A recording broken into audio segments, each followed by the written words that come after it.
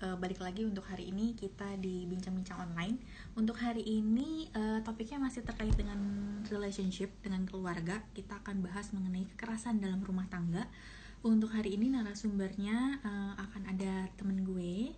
Dia memang psikolog juga gitu, dan dia akan bahas mengenai kekerasan dalam rumah tangga. Dan kebetulan karena dia psikolog anak juga, nanti kita mungkin untuk teman-teman gitu ya yang mau nanya terkait ada nggak sih hubungannya KDRT dalam keluarga itu terhadap anak, kalian juga bisa tanya ke dianya gitu ya. Sambil nunggu dia join, gue mau ingetin juga besok kita akan ada topik menarik lainnya, yaitu mengatasi ketergantungan gadget pada anak. Jadi untuk kalian yang punya masalah dengan anak gitu, kok kayaknya nih anak gue atau keponakan gue atau adik gue kok ketergantungan sama gadget banget ya. Nah silahkan nonton besok malam ya, jam 8 juga kita akan mulainya. Oke, sambil nunggu Mbak Linda atau Bu Lindanya join. Hai Ca gitu. Ica yang akan bawain besok ya untuk mengatasi ketergantungan gadget pada anak gitu. Dan kebetulan untuk hari ini Linda ini referensi dari Ica juga sih gitu. Nanti kita akan bincang-bincang sama Linda juga. Dan seperti biasa kalau teman-teman ada pertanyaan boleh langsung klik aja di kolom komennya, atau kan di situ ada lambang tanda tanya, kalian bisa klik di situ juga supaya nanti bisa kita bacain pertanyaannya. Tuh, topiknya hari ini memang agak berat sih gitu. Ada juga kemarin yang ngomong ke gue, lu berat banget sih ya bahasnya kok tentang KDRT. Karena menurut gue topik ini tuh salah satu hal yang memang perlu kita infokan ke teman-teman. Karena siapa tahu mungkin orang-orang di sekitar kita ada yang mengalami KDRT, dan ya kita juga bisa kasih info sih ke mereka, gimana sih cara kalian mengenali tuh KDRT atau bukan, terus apa sih yang perlu mereka lakukan gitu ya. Karena menurut gue di era-era apa sih, masa pandemi kayak gini tuh helping each other itu salah satu hal yang perlu kita lakukan sih, walaupun terbatas ya gitu. Karena kita nggak bisa tolong langsung, at least kalau kalian pernah lihat tetangga kalian atau sekitar kalian gitu, kalian bisa bantu. Karena untuk korban-korban KDRT kadang bisa terlihat secara fisik, mungkin bisa juga yang tidak terlihat. Nah untuk lebih lengkapnya nanti biar langsung narasumbernya aja yang akan sharing. Halo, thank you yang udah join ya. Oh ya, ada topik menarik lainnya yang sempat dibahas di minggu lalu. Sebenarnya ada kaitannya sih dengan yang kita bahas KDRT hari ini. Cuma kemarin tuh kita bahasnya tentang pelecehan di tempat kerja. Memang kita kemarin fokusnya itu ke pelecehan seksual. Itu kok kalian yang pengen dengar gitu, gimana sih caranya untuk mengerti tentang pelecehan itu seperti apa, atau mungkin selama ini kita pernah mengalami tapi kita nggak tahu itu pelecehan atau bukan. Terus apa sih yang bisa kita lakukan ketika kita mengalami pelecehan itu, kalian bisa nonton di episode yang sebelumnya, itu ada di IGTV gue. Untuk yang di YouTube belum tayang ya karena belum gue edit videonya, jadi sementara yang ketinggalan mau nontonnya dari IGTV dulu aja. Oke, by the way kalau teman-teman ada topik lain yang pengen dibahas gitu silahkan. Apalagi kalau topik-topik seputar psikologi, mumpung gue punya linknya ke teman-teman psikolog. Kalian kalau ada pertanyaan seputar psikologi, welcome ya untuk disampaikan. Hai Ibu, apa kabar Bu? Halo, maaf ya tadi ternyata belum ke-refresh, jadi nggak kelihatan kalau udah live. Tadi memang di awal juga gue udah bilang sih, untuk masa-masa kayak gini kan internet itu kan salah satu hal yang sangat penting gitu ya. Makanya gue juga udah minta Mm-mm. maaf, nih suara gue agak putus-putus, berarti sinyal gue lagi naik turun gitu. Ya ampun Bu Linda, setelah sekian lama kita tidak bersua, akhirnya kita ketemu Iya, walaupun secara virtual ya Bu. apa kabar, Go? Baik, ya ampun. Ibu sendiri apa kabar Bu? Alhamdulillah, Bu. Kelihatan kan seger banget ya. Kalau gue kelihatan banget nambah kayaknya ya, kayak kena baking soda gitu, jadi gede gitu tiba-tiba. Sama dong, kebanyakan ragi, jadi ngembang. Iya. Lagi sibuk apa Lin sekarang? Sekarang sudah kembali praktek setelah Mm-mm, cuti melahirkan. mm-mm, Terus sekarang aku praktek di Pion Clinician. Terus mm-mm. sekarang jadi kang kue. Ya ampun. Itu berarti baking soda nggak cuma ke kue doang, ke badan sendiri juga, Lin. Oh, kayaknya sih kena ini Lu nyicip kecipratan gitu soalnya ya. kali ya. Ah, Ah, mau Jadi dong gue nanti bikin kapan-kapan kue-kue sehat nyobain. gitu. Tuh, apalagi Karena kue sehat. ya karena keluarga kami ternyata setelah kena lockdown ini ya, jadi pada megar dan tidak sehat. Akhirnya Mm-mm. kami memutuskan buat kita cemilannya diganti yang sehat. Terus Wih, pada pengen mm-mm. teman-teman. Jadi ya udahlah kita yang buatin buat teman-teman gitu. Lumayan loh. Jadi ini sekalian ya teman-teman, tadi Linda udah nyebutin dia psikolog di Pion Klinisian, itu biro psikologi berarti ya? Ya, Ya, jadi kalau setelah dengar-dengar bincang-bincang online hari ini, terus kalian ternyata, aduh gue kayaknya butuh bantuan nih, butuh untuk konsultasi, bisa klik di IG-nya Linda juga, atau langsung ke Pion Klinisian ya. Pion Tulisannya Clinician spellingnya juga gimana? bisa. Aku klik ya, aku ketik di Mm-mm. komen ya. Nanti biar teman-teman yang udah join bisa lihat nih Pion Klinisian. Nah, terus tadi juga kan Linda bilang, untuk yang kalian yang merasa seperti gue dan Linda, yang selama lockdown ini kita semakin megar kayak baking soda, gitu ya. Nanti kalian juga bisa tuh coba cemilannya Linda, karena tadi kan Linda bilang Cemilan diet makanannya ya. cemilan diet, kan itu lagi gue cari-cari banget Linda. Kayaknya tuh makanan sekarang kan tinggal order online, nggak Iya dilihat gitu ya. Tiba-tiba gue benar. mengembang seperti ini. Mungkin terlalu banyak baking soda di badan gue. Itulah Gitu yang ya. terjadi pada gue sekeluarga. Akhirnya kami berusaha memperbaiki pola hidup Iya, supaya iya bener. Lebih sehat. bisa melewati tahun-tahun ke depan ini dengan lebih strong. Iya, betul sekali. Karena kita harus mulai dari sekarang untuk kesehatan ya. Iya, Oke, Linda. betul. Tanpa berpanjang-panjang lagi, karena mungkin teman-teman juga udah penasaran ya untuk topik kita hari ini. Kita akan bahas mengenai KDRT, kekerasan dalam rumah tangga gitu. Nah, tadi kan sempat gue jelasin di awal, Linda itu kan sebenarnya lebih ke psikolognya psikolog anak gitu ya. Tapi boleh Iya. nggak sih kalau gue tahu gitu, kenapa sih Linda kok tertarik dengan topik KDRT gitu? Atau pernah ada momen apa nggak sih yang lu pernah jadi partisipan apa gitu untuk topik ini? Bukan pelaku KDRT tapi ya. Ya, kan gue nggak nyebut pelaku makanya. Iya, jadi ceritanya berawalnya itu dari gue praktek di Biro Psikologi yang bekerja sama dengan P2TP2A, jadi Pusat Perlindungan dan Pemberdayaan Perempuan dan Anak, itu untuk wilayah Tangerang Selatan. Nah, di situ gue memang berfokus untuk melayani terutama adik-adik ya, anak-anak yang menjadi korban baik kekerasan maupun pelecehan seksual. Nah, berkembang lagi juga membantu teman-teman yang menjadi penyintas KDRT. Jadi kebetulan memang di situ aku menangani kasus-kasus yang diproses hukum. Gitu. Jadi membantu proses pemeriksaannya. Oke. Nah, menarik banget. Nah, sebelum kita bahas lebih jauh tentang kasus-kasus yang termasuk dalam kategori KDRT ya, Lin, bisa nggak tolong didefinisiin atau dijelasin sedikit deh, kita kalau lagi ngomongin KDRT itu yang konteksnya seperti apa sebenarnya? Nah, ini juga ya, KDRT itu sebenarnya secara umum itu ada, kalau mau dikategorikan lagi ya, dipecah lagi itu ada 4. Yang pertama itu yang paling mudah terlihat secara kasat mata itu adalah kekerasan fisik. Ya, bisa lihat ya mungkin para penyintas KDRT yang digebukin gitu ya, baik digebukin suaminya atau suami yang dipukulin istrinya, anak dipukulin orang tuanya gitu. Itu kelihatan ya luka fisiknya ada. Gitu, itu yang pertama secara luka fisik.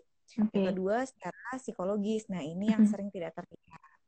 Gitu, misalnya di abuse, psychological abuse ya, siksaan secara psikologis, dibully oleh suami sendiri gitu, misalnya aku kok gendut banget sih kayak gajah, itu udah gak tertarik lagi deh sama kamu gitu, kayak gitu-gitu lah.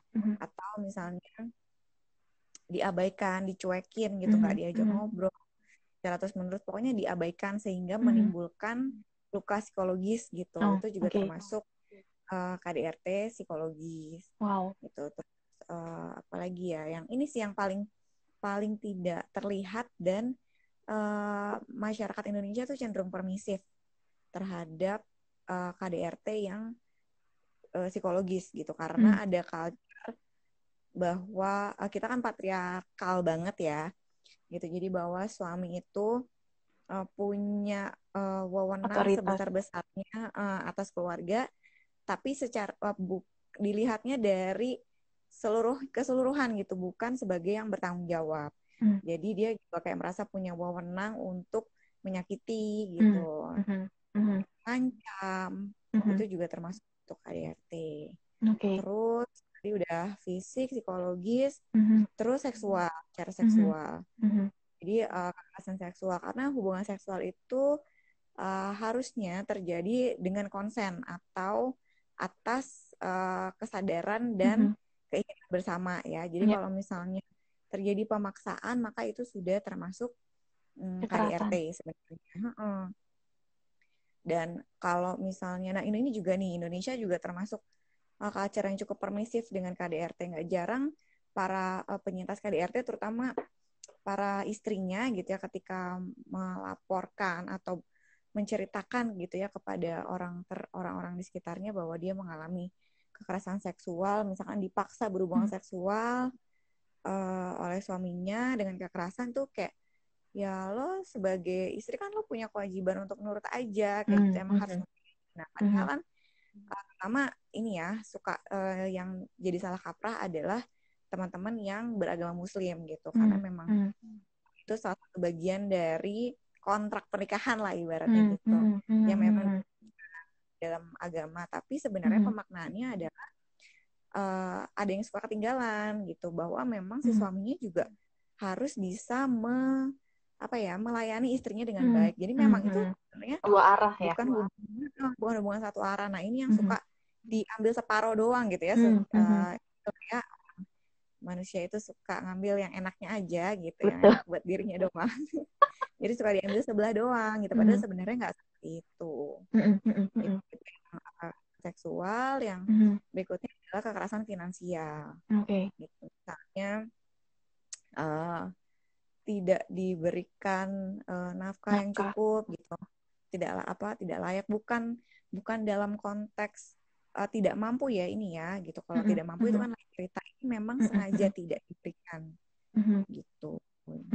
Jadi secara finansial, jadi orang ini terancam karena si penyintasnya, baik ini bisa jadi perempuannya atau istrinya, bisa jadi si suaminya, ini tidak berdaya kalau misalnya tidak bergantung hidup pada si pelaku gitu, termasuk anak juga begitu. Oke, Gitu. menarik nih. Gue recap sedikit, berarti teman-teman harusnya udah pada join dan ngedengerin hari ini, udah mulai tahu ya kalau kita ngomongin terkait kekerasan KDRT itu ada dibagi 4 tadi ya, berarti fisik, psikologis, seksual, dan juga finansial. Terus kalau kita tadi sempat Linda juga sampaikan, untuk korban KDRT itu kan kadang orangnya suka bilangnya pasti perempuan nih korban KDRT, ternyata enggak loh. Laki juga bisa, anak pun itu bisa sebenarnya gitu ya. Dan berarti untuk pelakunya sendiri berarti bisa istri, bisa suami. Nah, yang pertanyaan gue satu lagi nih, kalau bisa pelaku anaknya juga satu anaknya lagi. juga bisa ya? Bisa aja. Oh, Tapi siapapun yang kalau ada dalam keluarga itu. Oke, kalau misalkan kayak mertua itu termasuk juga nggak, Lin? Mungkin kan kalau tadi tinggal Bisa serumah aja. kan mungkin ada mertua juga gitu ya? Bisa. Oh, Selama itu masih dalam satu keluarga. oke. Dan kalau misalkan 4 aspek itu yang kena ya, tadi entah itu fisik, psikologis, seksual, kalau seksualnya pasti suami istri lah ya. Sama satu lagi mungkin belum tadi tentu. finansial. Oh, kalau Seksual belum tentu terjadi, suami istri. iya Iya. betul. Misalkan Bisa jadi anggota keluarga antara yang lain. ayah terhadap anak gitu. Oke. Macam-macam lah. Oke, nah semoga ini membuka wawasan teman-teman ya terkait dengan KDRT. Jadi mindsetnya nggak yang KDRT itu sekarang cuma perempuan mulu, nggak juga gitu. Karena kita kalau ngomongin KDRT Iya. pasti korban perempuan, tapi kita dibilangnya feminis banget gitu ya, pro-perempuan banget gitu ya. Ternyata enggak. Nah, sekarang kita coba bahas Enggak selalu. lebih dalam lagi ya, Lin, maksudnya. Dari tentang KDRT ini kan tadi udah sampein jenisnya ada apa aja gitu. Kalau kasus yang sering muncul gitu yang pernah lu tanganin sendiri, KDRT itu biasanya karena apa sih bisa bisa muncul gitu? Kebetulan ini berdasarkan ini tidak bisa digeneralisir ya, tapi ini based on pengalaman aku karena memang lingkupnya sebenarnya fokusnya lebih kepada korban anak. Jadi anak yang menjadi korban KDRT gitu ya, baik kekerasan seksual maupun finansial maupun psikologis itu udah combo banget lah gitu. Biasanya ini terjadi karena pertama hubungan antara si ayah dan ibu ini tidak baik gitu ya, tidak berjalan dengan baik. Ada power yang lebih dominan dan ada yang ibaratnya ada jadi pelaku, ada yang jadi korban. Itu memang hubungan relasinya seperti itu. Jadi memang sudah tidak sehat gitu. Jadi ini ada salah satu contoh kasus yang paling aku ingat sampai sekarang adalah ada anak perempuan kelas 6 SD ini diperkosa oleh ayah tirinya. Oke. Itu ayah kandungnya sudah meninggal waktu masih dia kecil kalau nggak salah. Mm-mm. Pokoknya dia diperkosa oleh ayah tirinya, lalu dia melaporkan Mhm. dan akhirnya diproses sama keluarga ayah kandungnya. Oke. Complicated ya memang ya. Iya. Gitu. Pokoknya intinya anak ini akhirnya melapor dan akhirnya si ayah tiri ini dipenjara. Gitu. Anak ini mendapat tekanan dari keluarga, Mm-mm. keluarga ibunya, bahwa karena anak ini melapor, sekarang si ayah tiri jadi dipenjara dan mereka jadi nggak punya uang, nggak punya pendapatan. Dan anak ini merasa bersalah. Nah itu kenapa aku sangat terngiang-ngiang terus kasus ini ya gitu. Apa tidak pernah aku ingat karena anak ini menyebutkan bahwa tante aku merasa bersalah karena aku lapor, sekarang bapak jadi dipenjara. Nah itu, wow itu udah psychological abuse-nya juga sudah besar sekali gitu ya, power abuse-nya luar biasa. Jadi dari secara psikologisnya juga mindset-nya jadi terbalik kan gitu. Iya, betul. Gitu. Bahwa ternyata yang di abuse itu tidak hanya anak ini, tapi si ibunya juga gitu. Ibunya sampai bisa menyalahkan anak kandungnya sendiri. Gitu. Dan juga keluarga ya, orang-orang dewasa ini bisa menyalahkan si anak kecil yang sudah jadi korban ini. Karena kamu melapor, sekarang lihat nih, kita jadi nggak punya duit gitu. Nggak ada yang ngasih makan kamu gitu. Jadi itu apa sudah tersistem gitu ya abuse. Iya, oke. Nah, kalau boleh tahu Lin, ini kan tadi kan kalau kasus yang tadi lo sampaikan kan anak SD ya, kelas 6 SD gitu. Yang concernnya gue adalah kan nggak banyak orang yang punya keberanian, apalagi ini kita masih ngomong konteksnya masih anak kecil ya, untuk keberanian untuk ngomong gitu ke orang dewasa lainnya gitu. Boleh tahu nggak waktu itu awal mulanya sendiri gimana sih ceritanya sampai akhirnya kok dia bisa ketemu sama Linda gitu? Nah, itu karena aku di kerja sama dinas ya, jadi memang aku tidak ingat si proses detail awalnya anak ini melapornya bagaimana. Kalau nggak salah tuh anak ini bercerita ke keluarga ayah kandungnya itu, ayahnya, entah ke omnya atau siapa gitu, pokoknya adalah keluarga dekatnya. Lalu keluarganya itulah yang melaporkan ke polisi. I see. Gitu. Tapi memang kalau tadi yang Gloria sempat bilang ya, tidak banyak korban yang mau melapor, itu benar banget. Jadi kalau kita lihat data dari Kemen PPPA, gitu ya, pemberdayaan dan perlindungan perempuan dan anak, itu dalam 2 bulan aja data kasus KDRT terlapor itu bisa sekitar 700-an kasus. Itu yang terlapor. Kita tidak boleh lupa bahwa ada culture-culture kita yang memang permisif dengan KDRT. Jadi itu yang tidak terlapor, wow. Betul. Nggak tahu berapa banyaknya. Nah, tuh. Ya, itu sih sebenarnya kenapa akhirnya gue pengen kita bahas tentang hal ini sih sebenarnya Lin, karena gue pengen tuh orang tuh lebih aware gitu loh. Maksudnya ketika lu tuh ketika mengalami hal ini tuh lu punya hak untuk ngelapor loh gitu, karena memang kondisi yang lu alami itu bukan kondisi ideal ibaratnya kan gitu. Dan kayak tadi Linda sampein, kayak Linda sampein, malah jadi kadang banyak korban yang berpikir bahwa gue salah nih kalau gue ngelapor, justru gue harusnya diam aja. Itu kan sebenarnya mindset yang salah yang harus kita ubah gitu. Dan gue sih berharapnya memang teman-teman yang nonton gitu nanti ketika kalian melihat gitu, apalagi kalau kalian melihat dan kalian diam aja sih, menurut gue kalian tuh memang kalian bukan pelaku sih, tapi ketika kalian melihat hal itu kalian tidak melaporkan, sebenarnya kalian turut andil terhadap kejadian itu loh sebenarnya. Kalau gue sih mikirnya seperti itu ya. Nah berarti kan iya kan. Nah sekarang kan ya hal menarik lainnya gitu, ini kan lu kemarin kan sempat ngomong sama anaknya kan dari sisi korbannya gitu. Lu pernah ada pengalaman dengar cerita ini dari sisi pelakunya juga nggak sih, Lin? Nah, kalau untuk dari pelaku, waktu itu aku tidak memeriksa pelakunya. Jadi tidak ada info, dan pelakunya juga udah di penjara. Jadi aku tidak memeriksa gitu. Jadi memang ya itu ya, ini kondisi yang sangat sedih gitu ya, anak yang harusnya dapat support gitu, malah dia yang disalahin sama keluarganya gitu karena melaporkan pelecehan seksual yang dia alami sampai dia merasa bersalah itu. Iya, itu iyalah, maksudnya gue nggak pernah kebayang sampai segitunya. Dan ketika lo bercerita gue baru oh my god gitu, seorang anak masih usianya aja masih 6 SD terus dia merasa bahwa apa yang dilakukan itu sebenarnya benar tapi dia berpikir itu salah karena Iya. lingkungan sekitar dia loh. Lingkungan sekitar itu Iya. dalam arti Yang mamahnya. memberikan siksaan psikologis kepada Nah, dia. itu maksud gue. Nah, kalau misalkan lu coba lihat lagi dari kondisinya, Lin, apakah ketika kita ngomongin konteksnya KDRT gitu, apakah KDRT itu memang ketika ada kesempatan atau sebenarnya nih udah ada muncul trigger-trigger tertentu yang tidak terlihat sebelumnya gitu loh.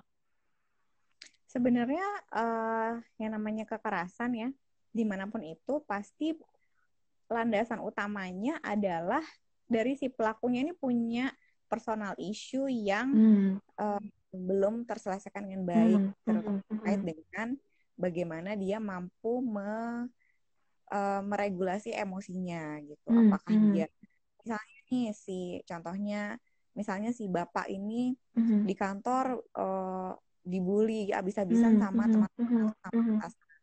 Nah, dia tidak bisa meregulasi emosinya dengan baik, akhirnya dia melampiaskan emosinya karena emosi itu kan ada energinya yang perlu disalurkan ya. Nah, tapi karena tidak mampu, punya kapasitasnya juga tidak memadai, akhirnya dia mengekspresikan dengan bentuknya kekerasan. Itu bisa gitu yang pertama. Yang kedua, atau misalnya orang ini merasa terancam sebenarnya gitu. Kayak misalnya kalau misalnya nih si suami merasa nih kalau istri gue cakep nih gitu ya, istri gue cantik, naksir gitu misalnya. Kalau sampai gue lepas dia ke publik nih banyak banget yang suka, harusnya gue gimana caranya supaya istri gue ini tidak jadi cantik lagi dan tidak banyak yang suka. Pernah dengar nggak kasus di luar negeri ya? Ada pasangan, gue lupa detail sih mereka menikah atau tidak, tapi si istrinya ini dikasih makan sampai gendut banget, ya. Gue pernah baca juga. Ya, supaya si istri ini tidak ditaksir oleh orang lain. Oh my God, ya sih. Dan itu udah kita bisa, dan kita kalau misalkan mereka konteksnya udah nikah, kita masukin itu bisa dalam KDRT ya berarti. Iya, betul. Bahkan itu bisa dimasuk kategorinya secara fisik dan juga psikologis kali ya jatuhnya ya, Lin ya? Iya, banget. Karena secara fisik kan juga jadi tidak sehat kan, gitu. Tapi ya secara psikologis juga istrinya pasti udah di framing sedemikian rupa, di-push kayak kalau lo sampai kurus gue akan tinggalin gitu-gitu. Itu kasus-kasus ekstrimnya. Oke, berarti kalau misalkan sebenarnya kalau teman-teman mau lebih jeli ya para bucin-bucin gitu ya, kalau misalkan sekarang masih pacaran terus pacarnya yang ngancem-ngancem, nah itu mendingan ganti aja pacarnya. Itu adalah bakat ya. Bukan bakat in literal ya, tapi maksudnya itu udah potensi gitu. Potensi bisa terjadi KDRT nanti pada saat kalian sudah bersama. Bayangin aja masih pacaran aja dia udah berani ngancem-ngancem gitu. Kalau misalkan kita putus, aku mau bunuh diri, itu juga sangat psikologis. Ya, kalau memang dari sejak sebelum menikah saja sudah penuh dengan kekerasan, ya jangan bayangkan bahwa nanti setelah menikah kita bisa mengubah dia untuk tidak melakukan kekerasan. Betul. Itu yang tadi barusan Linda sampaikan menarik sih, karena barusan gue mau nanya juga gitu, maksudnya KDRT itu emang nggak bisa terdeteksi, berarti sebenarnya kan bisa terdeteksi dari dini, bahkan sebelum bisa menikah, ketika pacaran pun kan udah terdeteksi gitu kan, tadi dari yang Linda sampaikan gitu ya, mungkin si pelaku itu, kita nggak ngomongin bibit KDRT ya, cuma mungkin ketika pacaran itu, dia udah menunjukkan tuh kayak tadi, entah itu mengancam, karena kita kalau ngomongin KDRT, konteksnya udah bukan cuma fisik, jadi mungkin kan pada saat pacaran nggak dipukul gitu loh, ya kan, tapi mungkin secara verbal, mungkin entah pasangan kalian sudah berbicara kasar kepada kalian, atau misalkan udah ngancam-ngancam, itu kalian udah harus aware gitu dengan hal itu, karena jangan sampai berbuntutnya ketika kalian sudah menikah, kan ibaratnya udah jadi milik gitu kali ya dibilangnya. Nah, muncul tuh perilakunya entah dipukul lah atau kekerasan dalam bentuk lainnya gitu ya, Lin ya. Dan itu juga kan berpengaruhnya nggak cuman ke si pasangannya aja, tapi kalau misalnya sampai punya anak, gitu kan bisa berpengaruh pada anaknya. Bagaimana nanti mendidik anaknya segala macam, panjang lah urusannya gitu. Iya, betul. Ya, gue setuju banget karena gue juga sempat dengar sih beberapa cerita gitu, bukan ya dari temen gue sih, memang dari teman lagi lah gitu, mereka juga cerita gitu. mereka bilang mungkin ada beberapa faktor yang terlihat sebenarnya ketika berpacaran yang mereka abaikan karena mereka pikir Iya. oh ini mah mungkin pasangannya sensi gitu loh. Jadi mungkin karena dia sensi kan entah dia secara lebih emosional gitu atau mungkin kalau ngomong tuh agak lebih kasar dan mereka abaikan karena mereka pikir oh ini mungkin ketika mereka emosi seperti ini. Ternyata memang ketika menikah berubah tuh. Udah bukan cuma kekerasan secara verbal aja, fisik juga udah Iya. mulai main gitu loh. Jadi Ya. kita memang nggak bisa, mungkin kayak tadi Dinda bilang ya, kita nggak bisa mengeneralisir orang-orang tuh kalau yang ngomongnya kasar atau kalau tukang ngancem Ya. itu adalah pelaku KDRT. Enggak.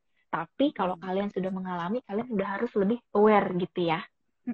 Iya, lebih aware. Jadi kayak sebelum memutuskan untuk hidup bersama, ya terlepas dari ini pacaran atau menikah ya, pelajari banget gitu ya culture-nya gitu. Apakah ini orang kalau ngomongnya kencang itu apakah dia tidak mampu mengontrol emosinya atau memang culture-nya gitu. Mungkin dia memang tinggalnya di pegunungan ya pada masa kecilnya, jadi dia terbiasa ngomongnya kenceng gitu atau di Iya, pinggir laut. benar. Iya sih benar. By the way, kalau teman-teman yang sudah join dan mau bertanya seputar topik KDRT ini, silahkan ya, gitu. Biar nanti Linda juga bisa bantu jawab, apalagi kalau yang mau dibicarakan terkait dengan hubungannya dengan anak. Nah, pertanyaan berikutnya adalah terkait dengan masih KDRT lagi sih, Lin, gitu. Ketika kita ketemu gitu dengan orang yang kita tahu nih, mungkin kan kita sering, apa kalau cewek ya, kadang kan sering jadi teman curhat teman gitu loh. Nah, mungkin teman kita tuh ada yang cerita gitu ke kita, aduh gue kayaknya pernah diginiin nih sama pasangan gue gitu. Apa sih yang bisa kita lakukan untuk membantu mereka? Karena mungkin kadang mereka nggak sadar mereka itu sedang di abuse gitu loh. Ada nggak sih yang bisa kita lakukan, Lin?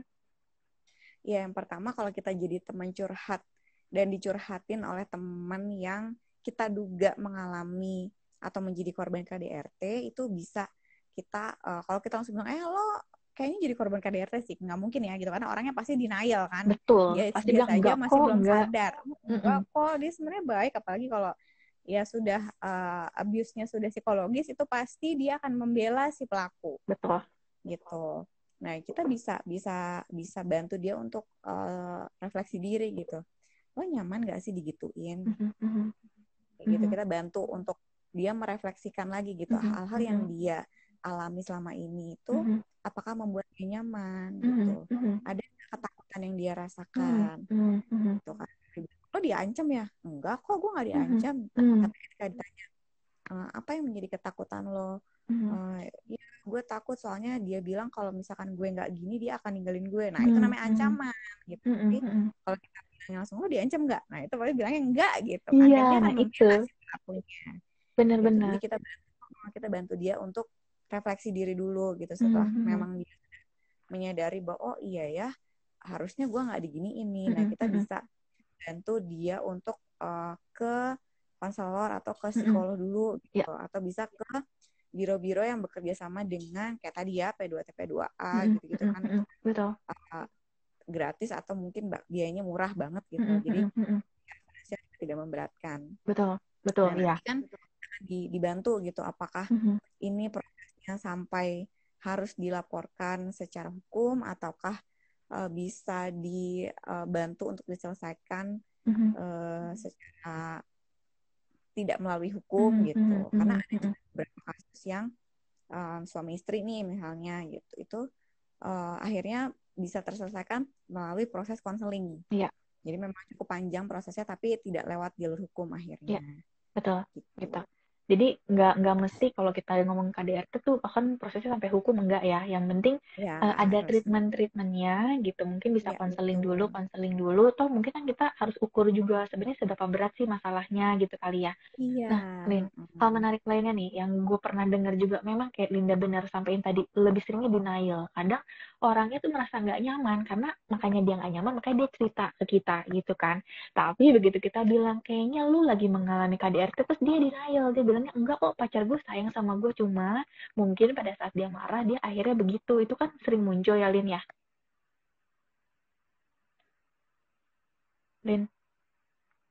Linda kayaknya lagi connecting deh.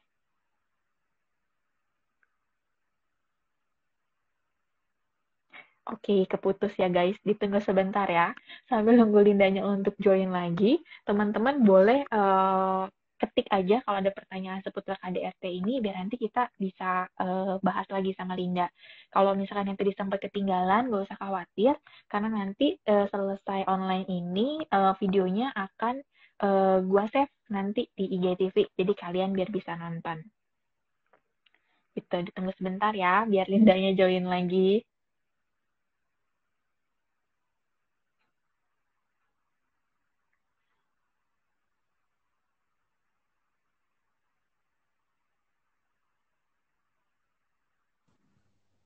Jreng Keputus, terjadi Bu. ya, gitu. Mohon maaf ya. Iya, tadi tuh gue nanya, Lin, kalau misalkan gitu kan kayak tadi lu bilang, orang tuh kadang si korban tuh denial, mungkin kan udah masuk ke psikis ya, gitu dia Iya. denial gitu. Dia karena gini, gue ngerasanya ketika dia cerita, sebenarnya dia udah ngerasa nggak nyaman gitu loh. Dia butuh tempat untuk yang bisa Iya, bikin dia comfort gitu kan. Nah, tapi ketika betul kita sekali. bilang gitu, apalagi ya gue juga pernah gitu teman gue cerita kayak gitu, dia sebenarnya ceritain tentang temennya sih, gue bilang, lu bilang ke teman lu, mending ke profesional deh, ketemu konselor, karena mungkin kalau kita sebagai temen yang ngomong gitu, apalagi temennya juga mungkin temen gue itu kan bukan psikolog ya, dipikirnya lu siapa sih gitu kan, maksudnya mungkin dia cuma butuh teman untuk bercerita, tapi sebenarnya kita tahu dia tuh butuhnya bantuan, bukan cuma tempat untuk cerita Iya, doang gitu kan. betul.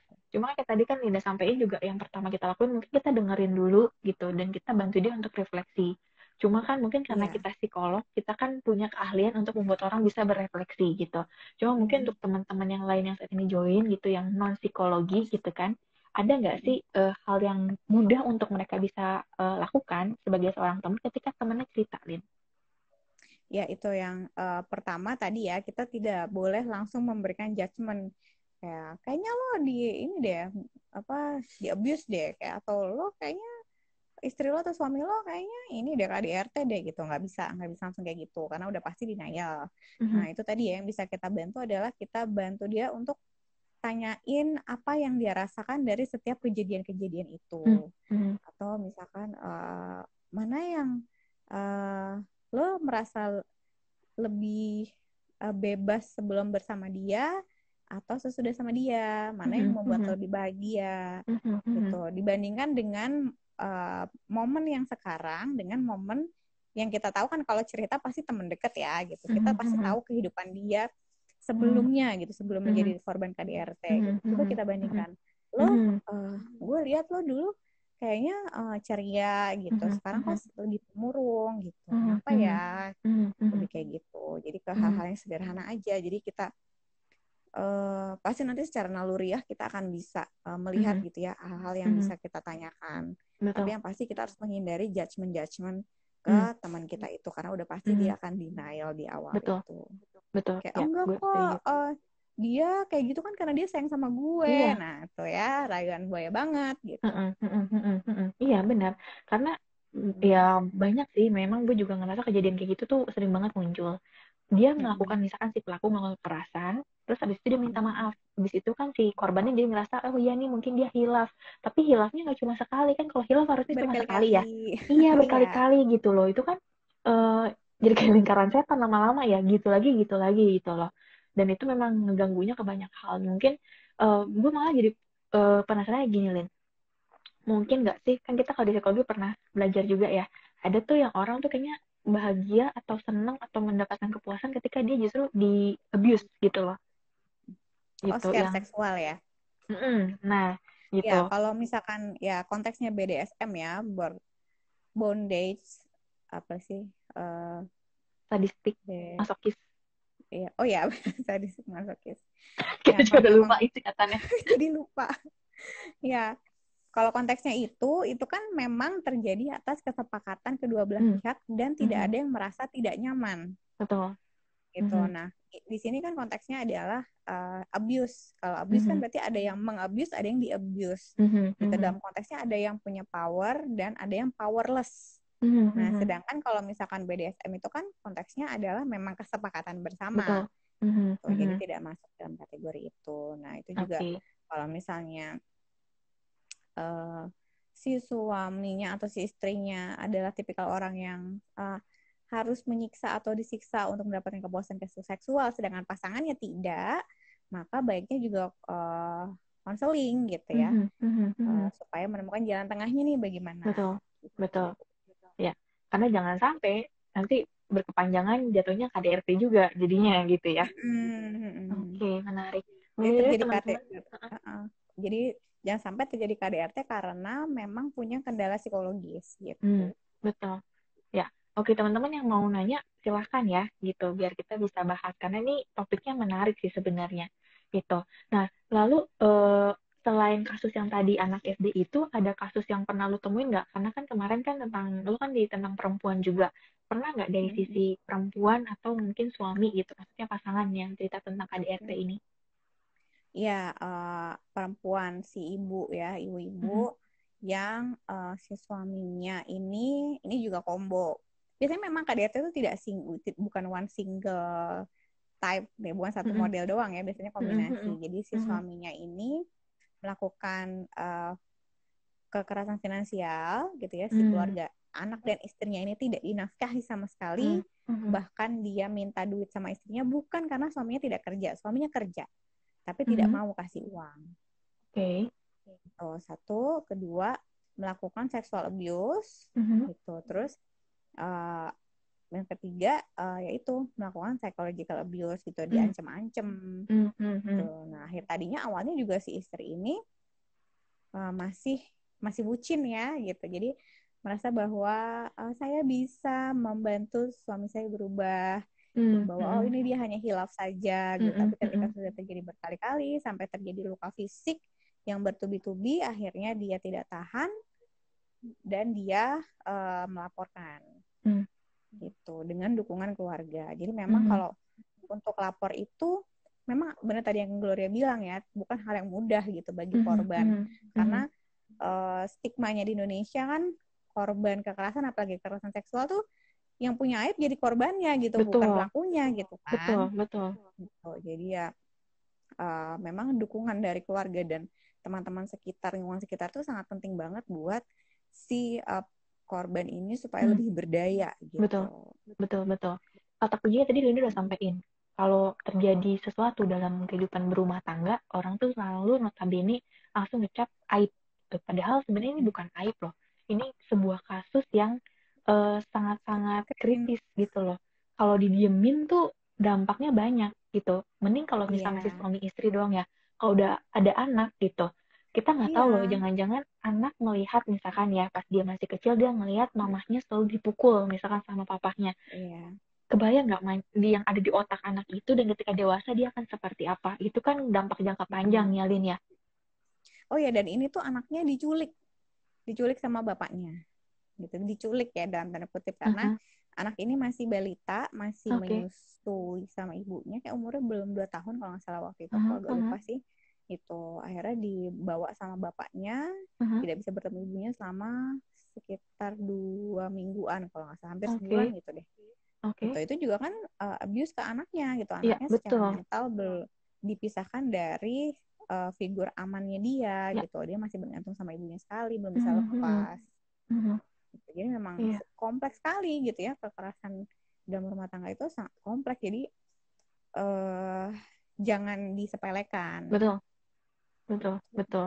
Ya, mudah-mudahan sih dengan kita ngobrol beberapa menit ini, orang-orang juga udah lebih terbuka ya, Lin. Maksudnya, Hmm. kita mau membuka wawasan teman-teman yang saat ini nonton, ataupun yang nanti setelah ini nonton untuk siaran ulangnya, itu biar kalian tuh bisa buka mata kalian juga untuk, ya kalau gue sih lebih mikirnya, kalau kita nggak mengalami sekalipun, ketika kalian tahu teman kalian mengalami, kalian tuh harus bantu mereka loh.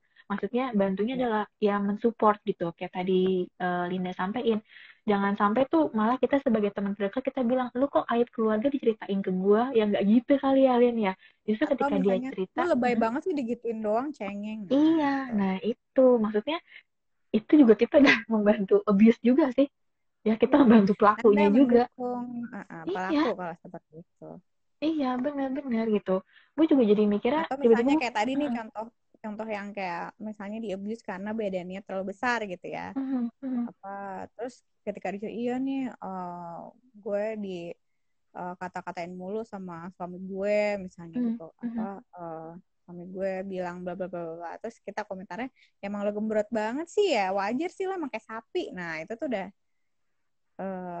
ketika konteksnya memang bercanda ya bercanda, tapi ini kan dia tidak dalam Iya, ceritanya bukan dalam benar, rangka bercanda gitu. betul, betul.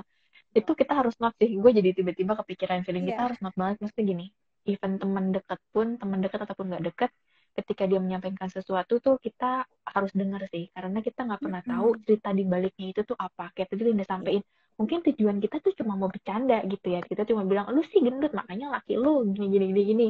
Tapi kita nggak tahu loh, siapa tahu sebenarnya penyebab di belakangnya tuh si lakinya yang bikin ada yang teman lebih lu ini. besar lagi ternyata. Iya, gitu loh. Maksudnya kita harus hati-hati sih. Gue juga lu merimain gue banget nih, Lin. Maksudnya kita tuh benar-benar harus hati-hati ketika teman kita cerita, selalu cari tahu konteks besarnya tuh apa di baliknya. Iya. Jadi walaupun memang bercanda, tapi karena bercanda itu tuh bisa masuk ke hati orang loh, seringkali ya. Maksudnya ketika lu ngomong kayak gitu ya, aduh sorry to say, misalkan lu teman lu ini korban KDRT cerita ke lu, terus lu bilang lu sih karena Iya. gembrot gitu kan, kayak laki lu begitu. Dia pulang, Mm-mm. gue cuma takut dia melakukan hal lain loh. Atau dia Iya. ketika menerima Lu sih perlakuan buruk dari cerewet suaminya, makanya ditabokin sama iya. suami lu. Nah, itu loh maksud gue, jangan sampai dia malah ini secara psikologis, oh ya nih gue layak untuk dipukul sama Ya. laki gue. Ya, karena gue bawel. Wah, itu kacau sih. Fatal.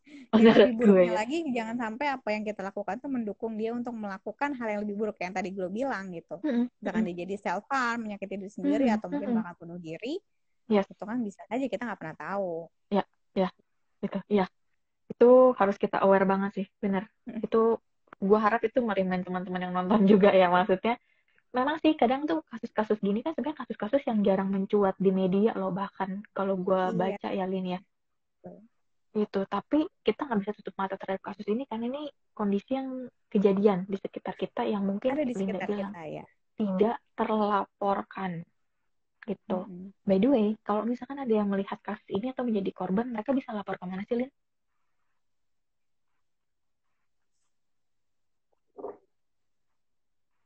Halo. Bisa Hmm. lapor ke kantor polisi, bisa Mhm. ke dinas P2 TP2A, bisa ke Mhm. dinas sosial gitu. Banyak Mhm. sih cara melaporkan. Mhm. Mhm. Mhm.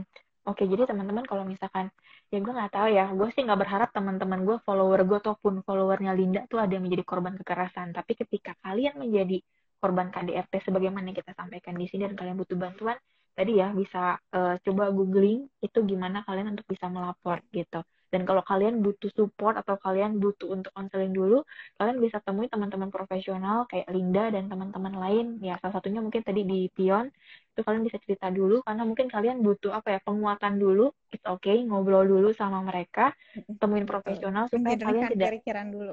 betul, supaya kalian malah tidak punya pemikiran yang salah gitu. Kayak tadi yang Linda sampaikan, jangan sampai kalian tuh sebenarnya korban tapi kalian merasa bahwa kalian tuh layak untuk diperlakukan seperti itu pikiran Iya, yang salah sih. Gitu. tidak ada manusia yang layak untuk disiksa di dunia Betul. ini. Betul, betul, betul. Tuh gue setuju banget. Oke, nah ada nggak sih hal lain yang menurut Linda gitu perlu teman-teman ketahui tentang KDRT lagi ini gitu? Atau kalau kita ngomong preventif gitu, ada nggak sih misalkan, atau bukan preventif doang deh, ada nggak yang bisa mereka lakukan ketika mereka udah merasa nih kayaknya laki gue udah mulai agak kasar ya? Apa yang mereka bisa lakukan? Iya, yang pertama sih perbaiki komunikasi dulu gitu. Karena Hmm, kadang-kadang ya itu ya, kalau kekerasan yang tipis-tipis nggak apa nyaru-nyaru gitu itu biasanya karena memang ada si pelakunya ini punya kendala dalam regulasi emosi sehingga dia melakukan tindakan kekerasan seperti yang tadi itu. Gitu. Mungkin kalau memang masih kalian masih ragu-ragu ini termasuk kekerasan atau enggak ya, coba diajak ngobrol dulu pasangannya gitu. mhm, Kamu tuh ada apa gitu? Kenapa mhm, mhm, uh, uh, bertindak seperti ini, alasannya mhm, apa gitu. mhm, Diajak ngobrol dulu bisa. Jadi mungkin karena memang dia ada masalah dalam pengelolaan emosi aja atau mungkin di kantornya lagi kenapa gitu atau mungkin si istrinya lagi ada masalah sama ibu warisan kah atau apa sampai kesulitan untuk mengontrol perilakunya ketika sedang emosi mhm, gitu. Coba diajak ngobrol dulu gitu. Kalau mhm, memang sudah coba dan kalian merasa tidak sanggup atau ini tidak menjadi lebih baik, segera temui profesional. mhm, mhm. Ya. Oke, setuju. Itu ada nih yang kita udah bahas hari ini udah banyak ya.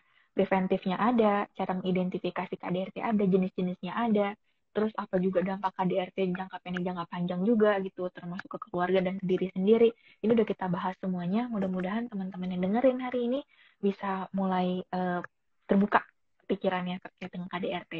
Nah, ini karena nggak ada yang nanya juga ya, Lin ya, dan pertanyaan gue juga udah terjawab semuanya. Untuk closing statement, ada nggak yang Linda mau sampaikan ke teman-teman yang mungkin mendengarkan atau nanti mendengarkan gitu terkait dengan topik ini? Ya, teman-teman, kekerasan dalam rumah tangga itu terjadi di sekitar kita. Terkadang itu terjadi dalam bentuk-bentuk yang tidak kelihatan, seperti kekerasan yang non-fisik. Jadi, kalau kita punya teman dekat, punya tetangga, punya sahabat, yuk diajak ngobrol gitu, ditanyain kabarnya bagaimana, segala macam gitu. Karena kadang korban ini tidak bisa reach out for help ya, mereka tidak bisa cari pertolongan karena itu ketidakberdayaan mereka. Tapi kita bisa kok, kita yang menjangkau mereka untuk membuka komunikasi duluan. Gitu. Itu sangat menolong banget. Ya, setuju gue. Mungkin nggak cuma teman, ke tetangga juga kali ya, main deh Ya, di sebelah ke rumah tetangga. Itu, gitu ya. Ya, betul. Ya, memang sih untuk kita lagi ngomongin sekarang pandemi kan kita keterbatasan untuk bertemu sebenarnya ya. Cuma kalau kalian kehidupan berumah tangga, tetangga lah, kalian satu RT, satu rukun tetangga gitu. Mungkin bisa juga ya, maksudnya sekadar say hi ke tetangga supaya kalian juga mungkin tetangga kalian ada yang mengalami hal ini dan kalian bisa membantu mereka gitu ya. Karena kan kayak tadi Linda bilang, misalnya kita dengar nih tetangga kita tuh sering banget nangis gitu, sering banget teriak-teriak atau apa, itu kemungkinan besar terjadi KDRT di sana gitu. Kita boleh kok misalnya bertanya gitu, ada yang bisa dibantu nggak gitu. Udah jangan ikut campur urusan rumah tangga gue. Nah mungkin bisa ke RT gitu yang untuk dijani, atau misalkan yang kita tahu siapa ya kira-kira orang bisa membantu gitu, karena yang kayak gini nih itu yang biasanya tidak tertolong gitu, karena ya itu respon pertama pasti akan denial, akan menyangkal karena yaitu KDRT dianggap aib oleh si korbannya sendiri, dan kedua dia tidak mau orang lain mengetahui ada cacat dalam keluarganya. Betul, setuju. Jadi itu pesan-pesan dari Linda untuk teman-teman yang nonton. Mudah-mudahan teman-teman udah sekarang bisa lebih aware dengan kondisi sekitarnya gitu ya. Atau mungkin kalian tahu nih teman-teman kalian udah sekian lama nggak dengar kabar, di sosmednya juga nggak ada kabar. Mungkin kalian nggak ada salahnya call mereka, tanya kabar. Ya kita nggak pernah tahu ya, kita nggak pernah mendoakan teman-teman kita jadi korban. Tapi seenggaknya kalian nanya kabar, mungkin itu udah salah satu titik untuk membantu mereka gitu ya. Oke.